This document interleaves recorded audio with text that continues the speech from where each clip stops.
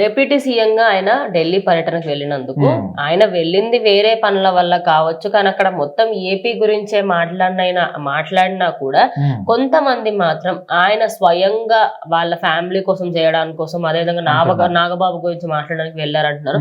దానికి సంబంధించి ఆయన ఒక పోస్ట్ కూడా పెట్టడం జరిగింది, అతను స్వార్థం తెలియని నాయకుడు అని చెప్పేసి. అసలు ఎందుకు ఇంతగానో, ఎందుకంటే రైల్వేస్ గురించి మాట్లాడారు, ఆయన పంచాయతీల గురించి మాట్లాడారు, వాటర్ గురించి మాట్లాడారు.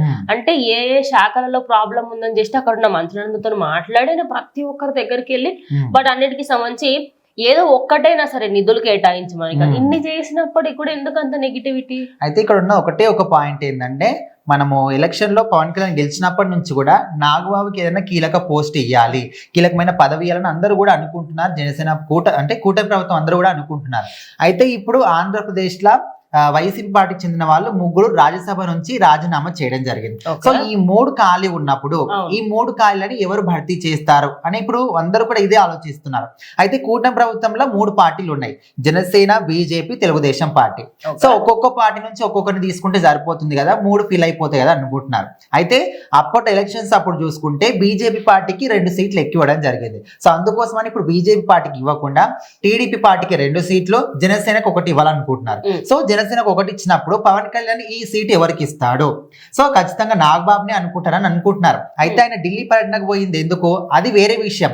అక్కడ పర్యటనకు పోయి అదే భాగంలో అక్కడ ఎవరెవరైతే ఏ శాఖలకు సంబంధించిన కేంద్ర మంత్రులు ఉన్నారో వాళ్ళతోని ఇక్కడ ఆ శాఖలకు సంబంధించి రాష్ట్రంలో ఏ ప్రాబ్లమ్స్ ఉన్నాయి అవన్నీ కూడా మాట్లాడాడు. సో ఇప్పుడు చూసే వాళ్ళు ఏమనుకుంటున్నారు, ఎగ్జాక్ట్లీ అదే టైంకి ఇక్కడ ఇది 3 ఖాళీలు భర్తీ చేసే విషయం వచ్చింది కాబట్టి ఖచ్చితంగా రాజ్యసభ సీటు నాగబాబుకి ఇప్పించాలని వాళ్ళతో కోరిండు, మాట్లాడిండు. సొంత లాభాల కోసం ఇదంతా కూడా జస్ట్ సమస్యలని మీద అంటున్నారు, ఇట్లా మాట్లాడుతున్నారు. సో ఇవన్నీ కూడా కరెక్ట్ కాదు అనే విధంగా దీనికి సంబంధించి నాగబాబు ట్విట్టర్ ద్వారా ఒక పోస్ట్ పెట్టాడు. ఇంకోటి, నాకు అసలు ఏ పదవి మీద ఇంట్రెస్ట్ లేదు, నిస్వార్థంగా నేను రాజకీయాల్లో ఉండాలనుకుంటున్నా, నేను పవన్ కళ్యాణ్ కి సపోర్ట్ గానే ఉండాలనుకుంటే నాకు ఇచ్చినా ఇవ్వకపోయినా నాకు ఏమీ అవసరం కూడా లేదు అన్నారు. గత కొన్ని రోజుల కిందట ఎప్పుడైతే ఆయన డిప్యూటీ సీఎం గా పదవి తీసుకున్నారో అటు తిరుమల తిరుపతి దేవస్థానానికి ఈయన చైర్మన్ అన్నారు. దాని తర్వాత ఆయన ఒక ఎంపీ టికెట్ కి సంబంధించి ఆయనకి ఇచ్చే అవకాశాలు ఉన్నాయి అన్నారు అప్పట్లో. మళ్ళీ ఇప్పుడున్న రాజీనామా చేసిన ఎంపీలు వాళ్ళ ప్లేస్లలో ఈయన తీసుకెళ్ళాడు. అంటే ఎప్పుడు కూడా ఏదో ఒక్కటి వచ్చింది అంటే ఖచ్చితంగా నాగబాబు పేరు హైలైట్ అవుతుంది. దానికి గల మెయిన్ రీజన్స్ ఏంటి, ఆయన ఎక్కువగా మీడియా ముందు కనిపించడం వలన, లేకపోతే పవన్ కళ్యాణ్ వాళ్ళ తమ్ముడు అన్నయ్య అన్నట్టుగా చూస్తున్నారు? అంటే పార్టీ అధికారంలోకి వచ్చినప్పుడు స్టార్టింగ్ నుంచి కూడా ఎట్లా అంటే పవన్ కళ్యాణ్ ఎప్పుడు వెన్నంటే ఉంటాడు, ఆయనకు సపోర్ట్ చేస్తాడు. సో అంత మంచి వ్యక్తికి, అంత గొప్ప సపోర్ట్ ఇస్తున్న వ్యక్తికి ఏదో ఒక అధికారం ఉండాలి కదా.